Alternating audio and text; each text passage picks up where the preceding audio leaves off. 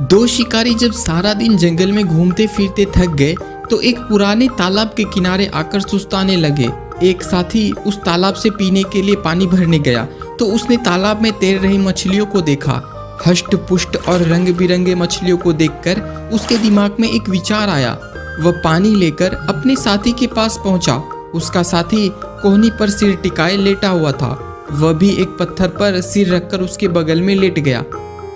उसे खुश देखकर उसके साथी ने पूछा, क्या बात है मदनलाल, तालाब से हीरे मोती उठा लाया क्या? इतना खुश नजर आ रहा है।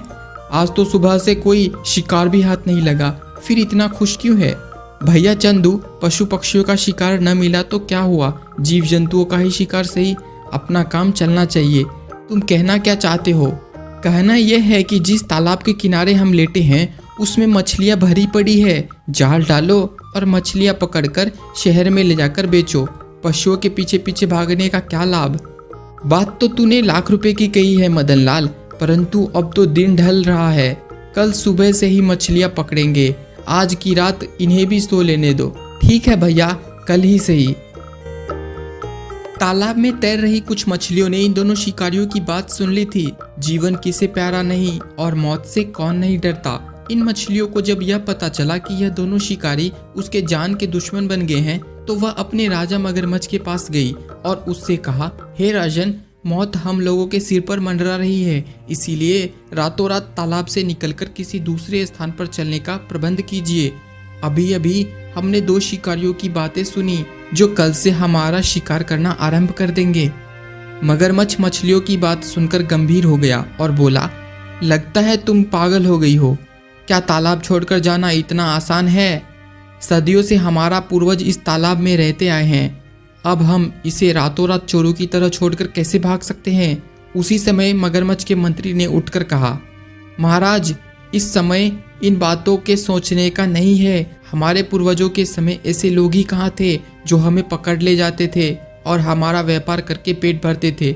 आज मौत हमारे सामने है। यदि हमने अपना बचाव न किया तो ये शिकारी कुछ दिनों में सारा तालाब खाली कर देंगे।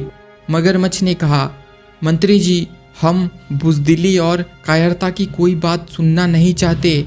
हम इस तालाब को छोड़कर नहीं जाएंगे।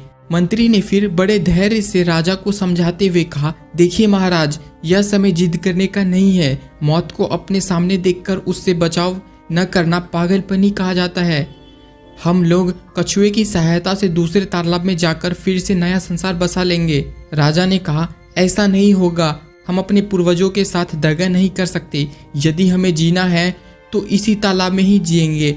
मौत भी यदि आनी है तो अपने ही देश की धरती पर अच्छी लगती है। मैं आप में से किसी को जाने से नहीं रोकता, परंतु मैं नहीं जाना चाहता, न ही जाऊंगा, क्योंकि इस बात की कोई गारंटी नहीं कि कल को कोई मछुआरा उस तालाब पर धावा न बोलेगा। मंत्री ने कहा, महाराज, कल की बात कल सोची जाएगी, समस्या तो आज की है। राजा ने कहा, तुम चाहे कुछ भी कहो, मैं अपने पूर्वजों का तालाब नहीं छोड़ूंगा। राजा का दो टूक फैसला सुनकर मछलियों को निराशा हुई। वे सब आशापूर्ण नजरों से मंत्री की ओर देखने लगे। उन्हें पता था कि मंत्री बहुत बुद्धिमान है, वह बचने का कोई ना कोई रास्ता जरूर निकालेंगे। उसी समय मंत्री ने कहा, हे मेरे प्रिय प्रजा, हम लोग इस समय घोर संकट में फंस गए हैं। मौत हमारे सिर पर मंडरा रही है। यदि हमने अपने बचाव के लिए शीघ्र ही कोई प्रयत्न नहीं किया तो यह सारा हंसता खेलता संसार मौत की वादी में बदल जाएगा। इससे पहले कि हम पर शिकारियों का कहर टूट पड़े, हम अपने प्रियजनों से बिछड़कर तड़प तड़प कर मरे, हमें स्वयं ही कोई निर्णय लेना होगा। शास्त्रों में भी कहा गया है कि हठी का संग अच्छा नहीं। अब आप सब मिलकर फैसला कर लें कि आपको जीवन की जरूरत है या मृत्यु की। आप में से जो जीना चाहता है वो मेरे साथ दूसरे तालाब में चले, मैं उसे सुरक्षित स्थान पर पहुंचा दूंगा। मंत्री की बात सुनकर सभी मछलियां दो दलों में बट गई। एक दल राजा के पक्ष में था, दूसरा मंत्री के पक्ष में। मंत्री ने उसी समय कुछ बड़े बड़े कछुओं को बुलाया और उनसे सहायता की प्रार्थना की। कछुओं ने रातों रात मछलियों को अपनी पीठ पर लाद लाद कर साथ वाले तालाब में पहुंचाना शुरू किया। तो राजा मगरमच्छ ने मंत्री से फिर कहा, मैं अंतिम बार तुम्हें फिर यही कहूँगा कि अपने देश और अपनी प्रजा को छोड़कर जाना देश से गद्दारी करना है, पाप है। तुम ऐसी भूल मत करो कि बाद में पछतावा करना पड़े। मंत्री ने कहा, महाराज, अपनी प्रजा को अपनी आंखों के सामने मरवाना तो सबसे बड़ा पाप है, इसीलिए मैं उस पाप का भागी नहीं बनना चाहता। अब मैं जा रहा हूँ, मेरा अंतिम प्रणाम स्वीकार करे। राजा ने अपने मंत्री और प्रजा को जाते देखा तो उसके मन को बहुत दुख हुआ।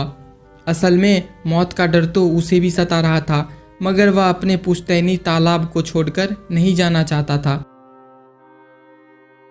सुबह उठकर उन दोनों शिकारियों ने तालाब में अपना जाल डालकर मछलियों को पकड़ना शुरू कर दिया। एक एक करके मछलियां जाल में फंसती रही। अपने शिकार को देखकर दोनों शिकारी बहुत खुश हो रहे थे। उन्हें आज इतना धन अवश्य ही मिल जाना था कि उन्हें अगले कई दिनों तक काम करने का आवश्यकता ही नहीं पड़ने वाली थी। एक राजा की हट के कारण तालाब की बची सारी मछलियां अपनी जान से हाथ धो बैठी थी।